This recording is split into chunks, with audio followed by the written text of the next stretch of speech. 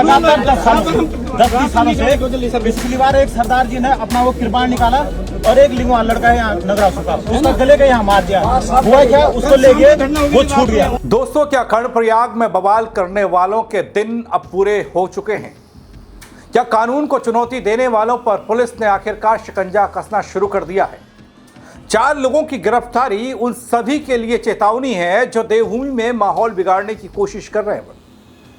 दोस्तों, आखिर पुलिस के रडार पर और कौन कौन हैं? 4 लोगों को क्यों पुलिस ने गिरफ्तार किया? आगे क्या हो सकता है, बताऊंगा आपको पूरी खबर अपने इस रिपोर्ट के जरिए। दोस्तों, वैसे पुलिस करे भी तो क्या करे। नमस्कार, पहलाक व पंकज रौतेला, आप देख रहे हैं अपना उत्तराखंड न्यूज। दोस्तों, लोगों की गिरफ्तारी पुलिस करती है, चेतावनी देती है और छोड़ देती है। अब कर्णप्रयाग में तलवारबाजी मामले को ही ले लीजिए। इस मामले में पुलिस बेहद सख्त नजर आई कहने को तो, लेकिन स्थानीय लोगों ने पुलिस प्रशासन को ही कटघरे में लाखड़ा किया। कार्रवाई के नाम पर मैं आपको पुलिस का एक्शन वाला बयान भी दिखाऊंगा और वो तस्वीर भी। स्थानीय लोगों का जबरदस्त तरीके से आक्रोश भी दिखाऊंगा। कर्णप्रयाग में निहंग द्वारा तलवार से किए गए हमले पर क्या है प्रतिक्रिया। पहले आप एक वीडियो देखिए और थोड़ा समझने की कोशिश कीजिए। लगातार 10-20 सालों से पिछली बार एक सरदार जी ने अपना वो कृपाण निकाला और एक लिंगवान लड़का है यहाँ नगरासु का, उसका गले का यहाँ मार दिया। हुआ क्या, उसको ले गए, वो छूट गया। आज क्या हुआ कि जब यहाँ पर कृष्ण पैलेस के आगे लड़ाई हो रही थी, लड़ाई क्या हो रही थी, वो लड़का जब बाइक अपने पार्क कर रहा था, उसका होटल है सामने, ये रॉन्ग साइड से आता है, इसने उसको थप्पड़ मार दी। हम वहाँ पर गए, इसने सीधे तलवार निकाल दी। उससे एक मिनट बड़ी वाली सोचने वाली बात है, उससे सिर्फ 20 मीटर की दूरी पे कर्णप्रयाग की पुलिस चौकी है। 20 मीटर की पुलिस चौकी की दूरी पर अगर कर्णप्रयाग में आदमी सेपरेट नहीं है तो क्या कर्णप्रयाग क्या गारंटी है कि यहाँ से बाबा आश्रम के आदमी सेपरेट होगा? सर, मेरे पैर पे चोट लगी, उस लड़के का हेड का बोन फ्रैक्चर हो गया है। वो जब वहाँ पर से गए तो पुलिस वाले उसके पीछे गए, उनको पकड़ नहीं पाए, आगे उनको पकड़ा गया।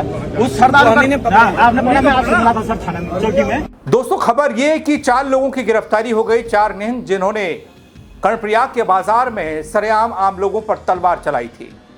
कईयों को गंभीर चोट आई, लेकिन उसके बाद अब कार्रवाई की बारी है। दोस्तों, ये सब यूं ही नहीं है। बार बार होती ऐसी घटनाओं से स्थानीय लोग भी तंग आ चुके हैं और उसी का नतीजा है जो तस्वीर मैंने आपको दिखाई, आक्रोश मैंने आपको दिखाया कि पुलिस और प्रशासन के खिलाफ स्थानीय लोग खूब हल्ला बोल रहे हैं। हालांकि पुलिस कार्रवाई कर रही है। इस मामले में 4 लोगों की गिरफ्तारी और कई लोग निशाने पर हैं, लेकिन कर्णप्रयाग में हुए विवाद और तलवारबाजी प्रकरण के बाद अब एक्शन भी नजर आने लगा है। 4 लोगों की गिरफ्तारी, पूरे मामले में जांच का दायरा लगातार बढ़ता गया। पुलिस की इस कार्रवाई से इलाके में एक अलग तरह की खलबली भी है और संदेश पुलिस ये देना चाहती है कि कानून से ऊपर कोई नहीं। अब पुलिस के बड़े अधिकारी क्या कहते हैं, इस पूरे घटनाक्रम को लेकर क्या चेतावनी है और क्या सलाह, वो आप तय कीजिएगा, लेकिन आप बयान देखिए। दिनांक 16 जून को जनपद चमोली के कर्णप्रयाग कस्बे में कुछ स्थानीय लोगों और निहंगों के एक समूह के बीच में पार्किंग के विवाद को लेके छोटी सी बात बढ़ते हुए आपसी झगड़े में चली गई और जिसमें निहंगों के द्वारा तलवारों का प्रयोग किया गया, जिसमें वहां के एक व्यक्ति प्रकाश रावत के सिर में चोट आई और उसके बचाव में आए 3 अन्य लोग भी घायल हुए। घायल प्रकाश रावत को तत्काल जिलाधिकारी महोदय द्वारा शासन में बात करके हेली एम्बुलेंस के द्वारा उच्च चिकित्सा के लिए देहरादून भिजवाया गया और पुलिस के द्वारा त्वरित कार्रवाई करते हुए 4 निहंगों को गिरफ्तार कर लिया गया था।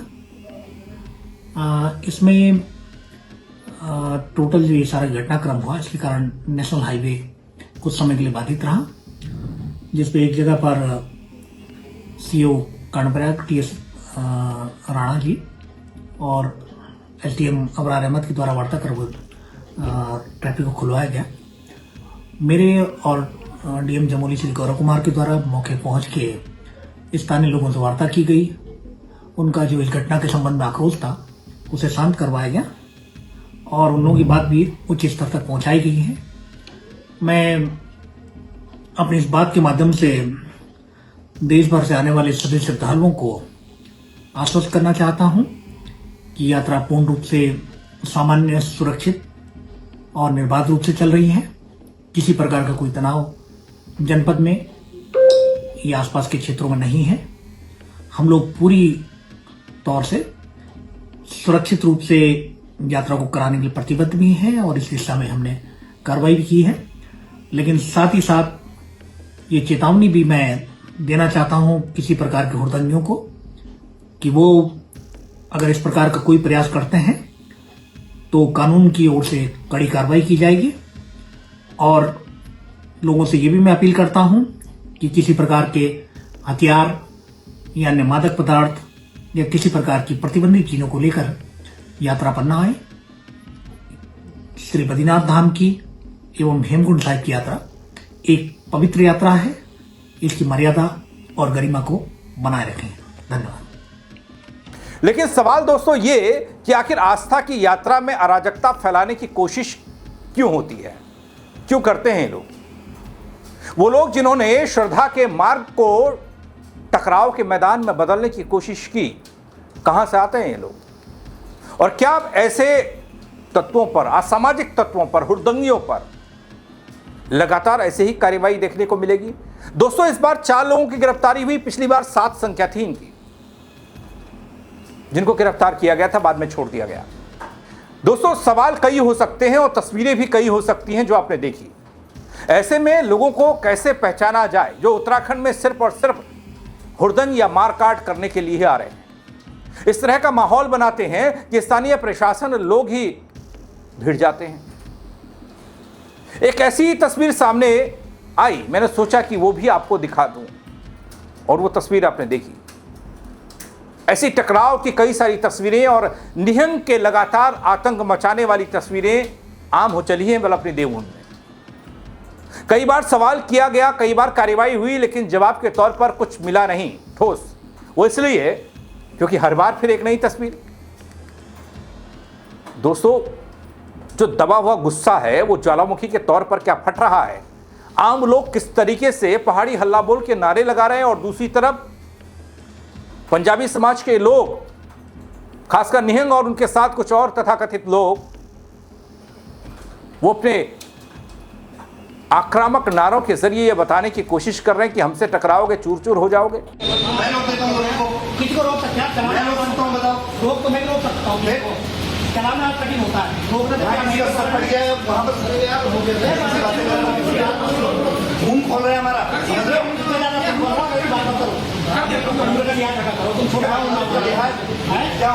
आंदोलन तुम कर रहे हो ना, उस आंदोलन में हम भी पैसे सकते हैं जिसकी बात आप कर रहे हैं। तो राज्य बना के तुम्हारे घर में मारा जा रहा है आदमी, इसलिए राज्य बनाया तो क्या बात है? तो दोस्तों, सवाल सिर्फ 4 लोगों की गिरफ्तारी या फिर इनकी हिरासत या फिर इन पर कार्रवाई का नहीं है, उस सोच का है जो आस्था की यात्रा को ताकत के प्रदर्शन और टकराव का मंच बना रहे हैं, और लगातार बना रहे हैं, हर साल बना रहे हैं। कभी कर्णप्रयाग में, कभी कहीं और, कभी कहीं और। अगर हर घटना के बाद पुलिस कार्रवाई करती है, कुछ लोगों को पकड़कर चेतावनी दी जाती है और फिर कुछ दिनों बाद वही तस्वीर दोबारा सामने आती है, तो फिर क्या कहेंगे आप? क्यों दोहराया जा रहा है? क्या कानून की शक्ति इतनी नहीं है? कानून का खौफ इतना नहीं है? क्या समस्या की जड़ है? सिर्फ गिरफ्तारी काफी है? जो 4 लोग ये कटघरे में आप देख रहे हैं पुलिस की गिरफ्त में लड़खड़ाते हुए चल रहे हैं, कल इन्होंने खूब तांडव मचाया था। लेकिन आगे क्या होगा? जैसे पिछले वाले मामले में हुआ था, पिछले साल 7 लोगों की गिरफ्तारी और फिर छूट गए चेतावनी देकर, इनको भी ऐसा ही किया जाएगा। दोस्तों, लोग बोल रहे हैं कि इस बार कार्रवाई थोड़ा सख्ती से हो और सख्त हो, ताकि नजीर बने, आगे से कोई ऐसा कदम ना उठाए। सबक लेने वाली कार्रवाई होनी चाहिए। लेकिन दोस्तों, उत्तराखंड में आने वाले ये करोड़ों श्रद्धालुओं और पर्यटकों में कुछ मुट्ठी भर लोगों की पहचान नहीं कर पा रहे हैं हमारे सिस्टम के लोग, जिनका मकसद अराजकता फैलाना, तनाव फैलाना, हुड़दंग करना, चाहे वो पर्यटक हो या तीर्थयात्री हो, कोई भी हो, इनकी संख्या ऐसा नहीं है कि हजारों में है, लाखों में है, सैकड़ों में, नहीं, ये कुछ मुट्ठी भर लोग हैं जो अक्सर ऐसी यात्रा में खलल डालने का काम करते हैं, श्रद्धा आस्था के नाम पर माहौल खराब करते हैं। क्यों बार बार स्थानीय लोग और बाहर से आने वाले कुछ लोगों के बीच में हम ये तनाव देखते हैं? कुछ लोग स्थानीय लोगों को ही कटघरे में खड़ा कर रहे हैं। वो बोलते हैं कि नहीं, स्थानीय लोगों की भी गलती है। हो सकता है कहीं गर्मा गर्मी, गहमा गहमी में कोई चीज, कोई चूक स्थानीय लोगों से भी हो रही है। क्या ये सिर्फ एक गुस्सा भर है जो टकराव में दिख रहा है, जहां तलवारें लट चल रही हैं, कोई घायल हो रहा है, किसी के सर पर तलवार लग रही है, कट रहा है शरीर का अंग, या फिर कहीं ना कहीं लंबे समय से दबा असंतोष और यात्रा की जो बाढ़ सी आई हुई है, लोगों की जो भीड़ सी है, उस भीड़ को मैनेज न कर पाने की खीस उतर रही है। चाहे वो यात्री हैं, परेशान हो रहे हैं ट्रैफिक में या कहीं पर, चाहे वो होटल व्यवसायी हैं, चाहे वो स्थानीय व्यवसायी हैं, अचानक से जब भीड़ आ रही है तो उसके बाद वो संभाल नहीं पा रहे हैं। दोस्तों, कारण क्या हो सकता है, ये खोजा जाना जरूरी है। देवभूमि की पहचान तलवारों और टकराव और बवाल से कतई नहीं की जा सकती, बल्कि शांति और श्रद्धा, सेवा भाव है पहचान, सद्भाव है पहचान। और अगर इस तरह पहचान को बचाना है, जो हम आज तक दुनिया वालों को बताते आए हैं, आइए हमारी पहचान ये, दुनिया हमको जिस चश्मे से देखती है, कानून का सम्मान भी करना उतना ही ज़रूरी है। दोस्तों, स्थानीय भावनाओं का भी फिलहाल सम्मान तो करना ही पड़ेगा। पुलिस का शिकंजा इस पूरे मामले पर कर्णप्रयाग के इस तांडव पर अब कसता दिख रहा है। 4 लोगों की गिरफ्तारी ये बता रही है कि पुलिस एक्टिव मोड पर है, और ये बतलाने की कोशिश उन तमाम लोगों को है कि अगर उन्होंने थोड़ा सा भी हिमाकत की तो कार्रवाई कड़ी होगी। लेकिन आने वाला समय ही बताएगा दोस्तों कि इस कार्रवाई से क्या संदेश जाता है, कैसे लोग सुधरते हैं, और खासकर हेमकुंड साहिब जाने वाले निहंग पंजाबी कौम की ये लोग जो तलवारबाजी पर उतर आते हैं।